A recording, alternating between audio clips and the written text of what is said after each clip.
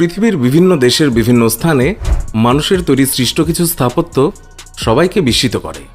এমনই আশ্চর্য স্থাপত্যের সংখ্যা খুবই সীমিত, যার মধ্যে ভারতের তাজমহল অন্যতম একটি। তাজমহল হল মমতাজের প্রতি সম্রাট শাহজাহানের ভালোবাসার এক অনন্য নিদর্শন। কিন্তু আপনি কি কখনো ভেবে দেখেছেন, যমুনা নদীর তীরে বালির উপরে বর্তমান যুগে বিল্ডিং নির্মাণ করা অনেক চ্যালেঞ্জ ছাড়া আর কিছুই নয়। কিন্তু তা সত্ত্বেও এই তাজমহলকে আজ থেকে প্রায় 400 বছর আগে কোনো আধুনিক টেকনোলজির সাহায্য ছাড়াই কিভাবে নির্মাণ করা হয়েছিল। বর্তমান যুগে বড় বড় অট্টালিকা এবং সেতু নির্মাণের জন্য মজবুত সিমেন্টের ব্যবহার করা সত্ত্বেও সেগুলো মুহূর্তের মধ্যেই ভেঙে পড়তে দেখা যায়। তাহলে 1653 সালে বানানো এই তাজমহলটি আজ পর্যন্ত কিভাবে টিকে রয়েছে? সেই সময় কোনো সিমেন্টের আবিষ্কার হয়নি, তা সত্ত্বেও এত বড় মজবুত স্মৃতিস্তম্ভ তারা কিভাবে সিমেন্ট ছাড়াই নির্মাণ করলো? তার থেকেও অবাক করা বিষয় হলো, কেবল কাঠের উপরে এই সুবিশাল অট্টালিকাটি কিভাবে 400 বছর ধরে দাঁড়িয়ে রয়েছে। আরও একটি অবাক করার মতো ঘটনা হলো, কেন শাহজাহান তাজমহলের পেছনে আরও একটি কালো তাজমহল নির্মাণ করার কথা ভেবেছিলেন, যা দেখতে এই তাজমহলের চেয়েও অনেক গুণ সুন্দর হতো। কিন্তু কি এমন ঘটেছিল যার কারণে শাহজাহান কালো তাজমহল নির্মাণ করতে ব্যর্থ হয়েছিলেন? শাহজাহান কি সত্যি তাজমহল নির্মাণের পর সমস্ত সৈনিকদের হাত কেটে দিয়েছিলেন? যদি এইসব প্রশ্নের উত্তর জানতে চান, তাহলে ভিডিওটি আপনাকে শেষ অবধি অবশ্যই দেখতে হবে। তো স্বাগত আপনাকে অদ্ভুত বাংলার আরও একটি নতুন ভিডিওতে।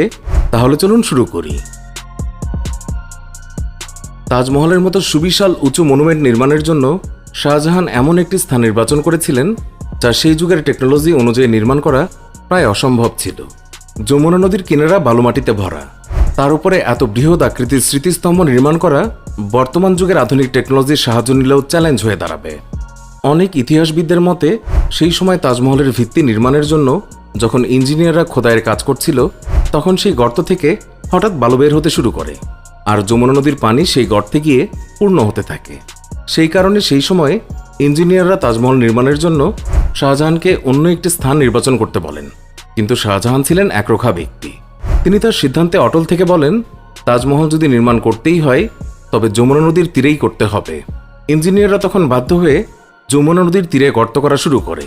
যতক্ষণ না সলিড মাটি পাওয়া যায়, ততক্ষণ পর্যন্ত শ্রমিকরা গর্ত খোঁড়ার কাজ করতে থাকে। সলিড মাটির খোঁজ পাওয়ার পর তার নিচে আরও গর্ত করা হয়। এরপর লোহা, পাথরের, কংক্রিট আর কাঠ দিয়ে গর্ত পূরণ করা হয়। আর এইভাবেই তাজমহলের ভিত্তিকে মজবুত করা হয়। যমুনা নদীর তীরে আলগা মাটির উপরে ভিত্তি এতটাই মজবুত বানানো হয়েছিল যে চাইলে তার উপরে তাজমহল থেকেও উঁচু ইমারত নির্মাণ করা সম্ভব ছিল। শুনলে অবাক হবেন যে সেই সময়ের ইঞ্জিনিয়াররা তাজমহলের ভিত্তি নির্মাণের জন্য আবলুস নামের এক ধরনের বিশেষ কাঠের ব্যবহার করেছিল। শুনতে অবাক লাগলেও এটাই সত্য যে এখন আপনি হয়তো ভাবছেন, কাঠের দ্বারা বানানো ভিত 400 বছর থেকেও বেশি সময় ধরে কিভাবে টিকে রয়েছে। চলুন তাহলে আপনাদেরকে একটু বুঝিয়ে বলি। এই কাঠের ভেতরে সব থেকে বড় রোল প্লে করছে তাজমহলের পাশ দিয়ে বয়ে যাওয়া যমুনা নদী। শাহজাহান যেমন তাজমহল ছাড়া শূন্য, ঠিক তেমনিভাবে যমুনা ছাড়া তাজমহলও শূন্য। তার কারণ এটা না যে যমুনা নদী তাজমহলকে খুব সুন্দর ভিউ দিয়ে থাকে, বরং এই জন্যই যে যমুনা নদী ছাড়া তাজমহলের কোনো অস্তিত্বই থাকবে না, বরং সেটি ভেঙে পড়বে। হ্যাঁ বন্ধুরা, ঠিকই শুনতে পাচ্ছেন। আসলে এই সমস্ত খেলা এই মহামূল্যবান কাঠেরই। সাধারণত এই কাঠগুলি ইবনি মানে আবলুস গাছের কাঠ। আবলুস কাঠের একটি বিশেষত্ব হচ্ছে যে এই কাঠে কখনো রুই ধরে না। আর সব থেকে গুরুত্বপূর্ণ কথা হলো, যদি আবলুস কাঠ 30 থেকে 40 ভাগ পানিতে ভিজে থাকে, তাহলে এই কাঠ কখনোই নষ্ট হয় না। আর এটাই সব থেকে বড় কারণ যে তাজমহল আজ পর্যন্ত টিকে রয়েছে। তাজমহলের ভিতে ব্যবহার করা এই আবলুস কাঠ যমুনা নদী থেকে পর্যাপ্ত পরিমাণে এর সাথে ভিজেকে শোষণ করে নেয়। আর এই কারণেই এর ভিতে ব্যবহার করা কাঠগুলো পাথরের থেকেও বেশি শক্তভাবে জমে আছে, যার কারণে তাজমহল আজও মাথা উঁচু করে দাঁড়িয়ে রয়েছে। কিন্তু বর্তমান সময়ে যমুনা নদী যেভাবে শুকিয়ে চলেছে, তার কারণে আর্কিওলজিস্টদের চিন্তাকে আরও বেশি বাড়িয়ে দিয়েছে। আর্কিওলজিস্টদের মতে, যেদিন যমুনা নদীর পানি বেশি পরিমাণে শুকিয়ে যাবে, সেই দিন এই কাঠগুলোর ভিজে ভাব 30%-এর থেকেও বেশি কমে যাবে, যার কারণে তাজমহল একদিন ভেঙে পড়বে। বন্ধুরা, এবার প্রশ্ন ওঠে, ভিতে যখন কোনো রকম পাথরের ব্যবহারই করা হয়নি, তাহলে সিমেন্টের প্রয়োজন কেন পড়বে? তাহলে জেনে রাখুন, তাজমহলের উপরের অংশ পুরোপুরিভাবে পাথর দিয়ে বানানো হয়েছে। তাহলে সিমেন্ট ছাড়া কিভাবে সম্ভব? তাহলে আপনাদেরকে জানিয়ে রাখি যে তাজমহল নির্মাণের জন্য সেই সময় ইঞ্জিনিয়াররা এক ধরনের বিশেষ পেস্টের ব্যবহার করেছিল। যার মধ্যে বিভিন্ন অদ্ভুত উপাদান থাকত, যেমন গুড়, বাতাসা, বেলের শরবত, পাট, নুড়ি পাথর ইত্যাদি। এছাড়াও আরও আজব পদার্থ দিয়ে পেস্ট তৈরি করা হয়েছিল, আর এই পেস্ট দিয়ে তাজমহলের পাথরগুলিকে জোড়া লাগানো হয়েছিল।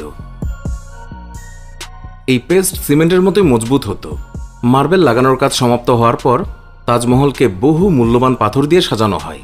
তাজমহলের দেয়ালে লাগানো এই মহা মূল্যবান পাথরগুলোকে সেই সময় শাহজাহান চীন, আফগানিস্তান, শ্রীলঙ্কা, পাঞ্জাব এবং আরব দেশ থেকে নিয়ে আসেন। পাথরগুলি আনার জন্য সেই সময় হাতির ব্যবহার করা হয়েছিল। তাজমহল সম্পর্কে একটি মজার বিষয় হলো, এখনও যদি তাজমহলের কোনো অংশে মেরামতের প্রয়োজন হয়, শ্রমিকরা সেই 400 বছর আগের পদ্ধতিতেই তাজমহল মেরামত করে থাকে। তবুও আধুনিক কোনো যন্ত্রপাতি তাজমহলের মেরামতের কাজে ব্যবহার করা হয় না। তাজমহল সম্পর্কিত সবচেয়ে অবাক করা বিষয় হলো, তাজমহলের নির্মাণ কাজে কোনো সিমেন্টের ব্যবহারই করা হয়নি। বর্তমানে যত ইমারত দেখা যায় তার সবগুলোই সিমেন্টের দ্বারা নির্মাণ করা হয়, কিন্তু তাজমহল সিমেন্ট ছাড়াই আল্ট্রা স্ট্রং। এমনকি ভূমিকম্পেও তাজমহলের এখন পর্যন্ত কোনো ক্ষতিই হয়নি। এখানে আরও একটি অবাক করা বিষয় হলো, সেই যুগের ইঞ্জিনিয়াররা ভবিষ্যতের কথা চিন্তা করে মেইন বিল্ডিংয়ের 4টি মিনার সোজা না বানিয়ে বাইরের দিকে একটু বাঁকা রেখেছিল, যাতে করে ভূমিকম্পে কখনো যদি মিনারগুলো ভেঙে পড়ে তাহলে মেইন বিল্ডিংয়ের উপরে যেন না পড়ে। এর দ্বারা প্রমাণিত হয় যে সেই সময়ের ইঞ্জিনিয়াররা কতটা অ্যাডভান্স ছিলেন। তাজমহল শুধুমাত্র ভালোবাসার প্রতীকই নয়, বরং মুঘল আমলের সিভিল ইঞ্জিনিয়ার এবং আর্কিটেকচারদের অবিশ্বাস্য নিদর্শন ছিল। আপনি যদি তাজমহলকে একটু ভালো করে অবজার্ভ করেন তাহলে দেখতে পাবেন যে মেইন বিল্ডিংয়ের 4টি মিনার সোজাভাবে বানানো হয়নি, এগুলো এখনও বাইরের দিকে ঝুঁকে রয়েছে। তাজমহলের নির্মাণ কার্যক্রম সম্পন্ন হলে শাহজাহান তাজমহলের পেছনে অর্থাৎ যমুনা নদীর ওপারে আরও একটি তাজমহল নির্মাণের পরিকল্পনা করেছিলেন, যেটি ছিল ব্ল্যাক তাজমহল। শাহজাহান মমতাজের ছায়ার মধ্যে নিজেকে বন্দী করে রাখতে চেয়েছিল। তিনি চেয়েছিলেন যে তার মৃত্যুর পরে যেন ওই কালো তাজমহলেই তাকে দাফন করা হয়। ইতিহাসবিদদের মতে শাহজাহান তাজমহল নির্মাণের পেছনে সাম্রাজ্যের সমস্ত অর্থই ব্যয় করে ফেলেছিল। তখন রাজকোষে ঘাটতি দেখা দিলে তার পুত্র আওরঙ্গজেব তাকে টাকা ব্যয় করা থেকে আটকাতে কারাগারে বন্দী করে রেখেছিল। ভিডিওটি শেষ করার আগে কিছু গুরুত্বপূর্ণ কথা আপনাদেরকে জানিয়ে রাখি। সেই সময় শাহজাহান তাজমহলে প্রায় 4 কোটি টাকা খরচ করেছিল, যা বর্তমান সময়ের হিসেবে 10 মিলিয়ন টাকার উপরে। এমতো অবস্থায় যদি কালো তাজমহল নির্মাণ করা হতো তাহলে রাজকোষ একদম শূন্য হয়ে যেত, প্রজারা বিদ্রোহ করতে শুরু করত। আর এই কারণেই আওরঙ্গজেব ব্ল্যাক তাজমহল নির্মাণে বাধা সৃষ্টি করেছিলেন। বর্তমানে কিছু আর্কিওলজিস্ট যমুনা নদীর ওপারে কালো তাজমহল নির্মাণের ফাউন্ডেশনের সন্ধান করছে, কিন্তু তারা এখনও কোনো রকম ক্লু খুঁজে পায়নি, যার কারণে অনেকেই কালো তাজমহলের কাহিনীকে পৌরাণিক ইতিহাস বলে মনে করেন। আরেকটি কথা যা আপনি কিংবা আমি ছোটবেলা থেকেই শুনে আসছি, যে তাজমহল নির্মাণের পর সম্রাট শাহজাহান নাকি সমস্ত শ্রমিকদের হাত কেটে দিয়েছিল, যাতে তারা তাজমহলের মতো অনুরূপ অবিশ্বাস্য দ্বিতীয় কোনো নিদর্শন বানাতে না পারেন। এই পৌরাণিক গল্প পুরোটাই মিথ্যা।